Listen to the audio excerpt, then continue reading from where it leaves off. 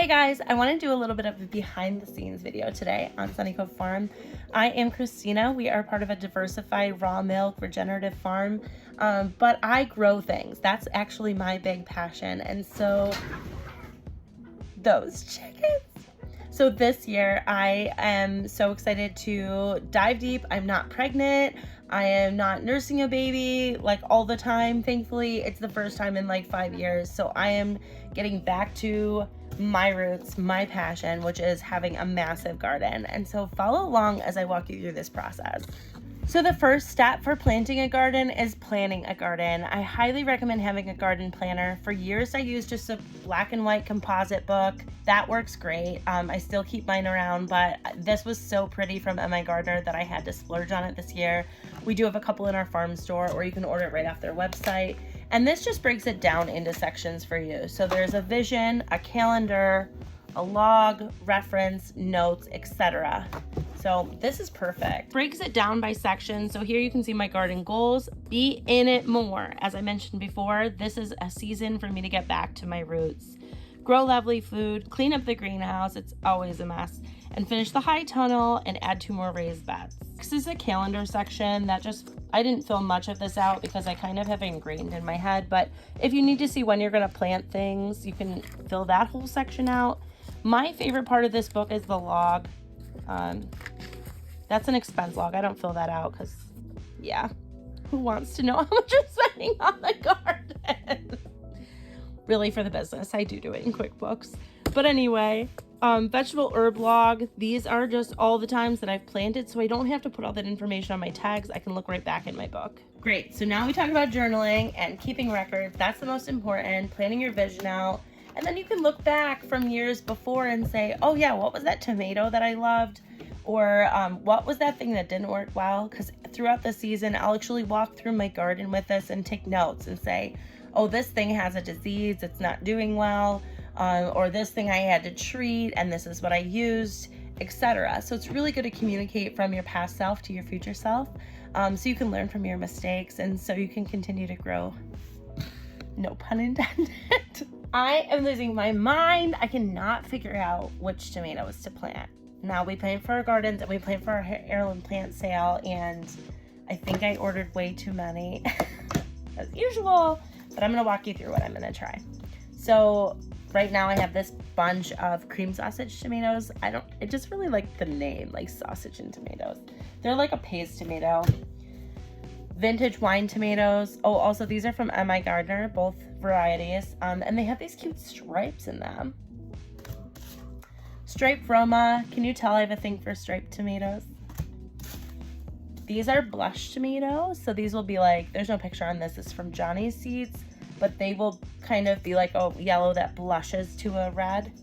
These are my favorite Ukrainian tomatoes. They are so flavorful.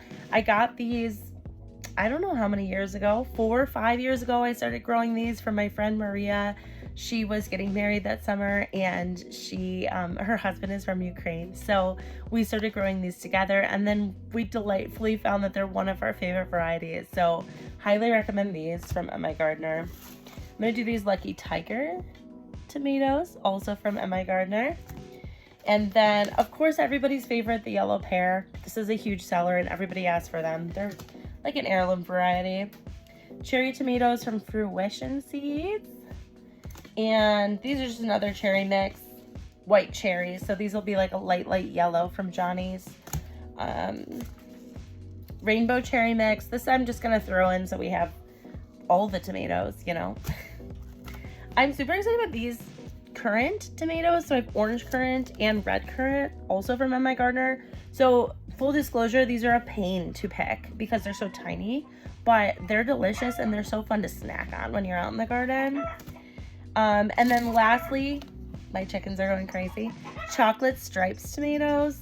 Anything with chocolate in it. I don't know why they call them chocolate though, because I was hoping they would look like chocolate and they look like the tiger ones to me. Maybe we'll be surprised when they grow. And then indigo cherry drops from Johnny's. As far as seed company recommendations, I love MIgardner. I love Johnny's. They never fail me and they're affordable. Johnny's is a little bit more expensive, but they usually have like 100% germination rate. Okay, so today I am starting these tomatoes that I can't make up my mind about, so I'm just gonna plant most of them. Although in my defense, there's still a pack like this big that I'm not planting. First things first, I'm starting with soil. Usually it's like a little bit more damp than this, but my hydrant broke outside, so we're going with it. And then when I get in the house, I'm gonna add more water. I'm planting outside in my greenhouse. I do this just because I'm really messy. You can totally do this inside. I did it for years. There's nothing wrong with it. You don't need a greenhouse. I'll show you my grow lights in just a few moments. But I'm just starting with this container. I get these from Bootstrap Farmers. They're a little bit more rugged than your usual 6-pack. See how that's like crinkly? This is super strong. It's gonna I'm gonna pass it down to my grandkids. I'll put links for this stuff below, but I'm gonna start with that. And then the next important thing is a tag, because you will forget what you planted in this. So I'm gonna fill out my tag. We'll start with these currant tomatoes that I'm really excited about. And I'm just gonna put red currant for an abbreviation. Now I've already filled out this info in my log so that I can look back and say, okay, I planted red currants. It's 26th of March. Oh, I should put tomato though on here so I don't think it's an actual currant. So red currant tomatoes, the 26th of March. Now I'm gonna do something a little bit rebellious. I learned this online a while ago and I've done it for a few years and I really like it because it saves space.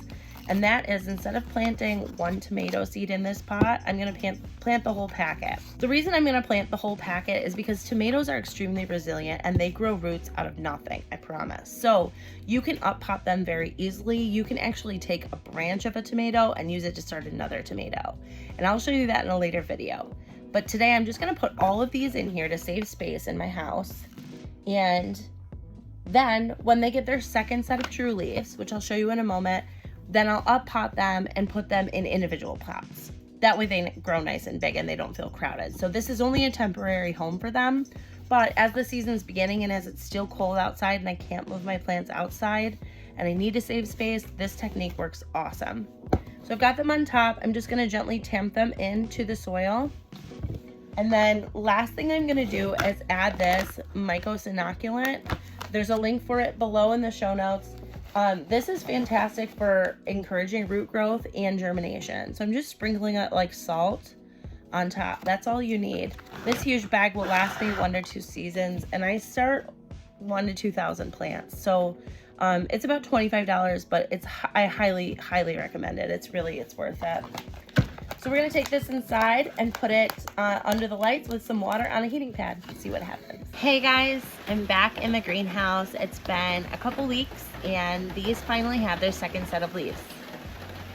So sorry everybody if it's too loud. It is raining outside the greenhouse, but it is a lovely time to be in here. And I'm gonna show you how I take these, which are all crowded and you don't wanna leave them in here, and up pot them into their own containers.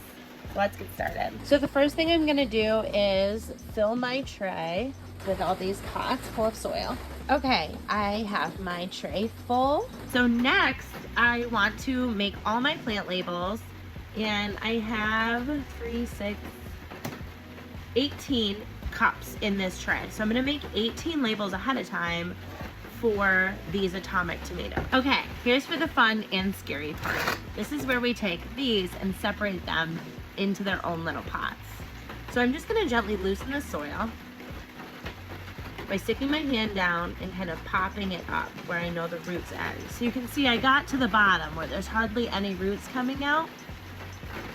And I'm just gonna be very ginger about pulling this apart.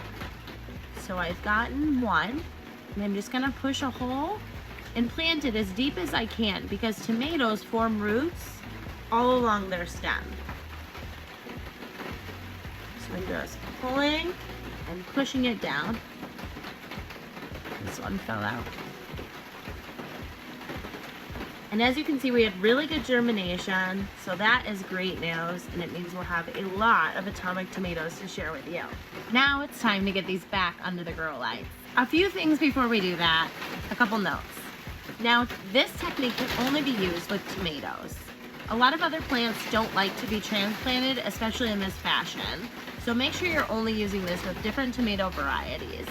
They tend to grow like a weed, so they're more resilient. Thank you guys so much for hanging out with me today. If you want to see more of these vlog style videos from our farm, let us know in the comments below. And if you're new here, consider giving us a follow.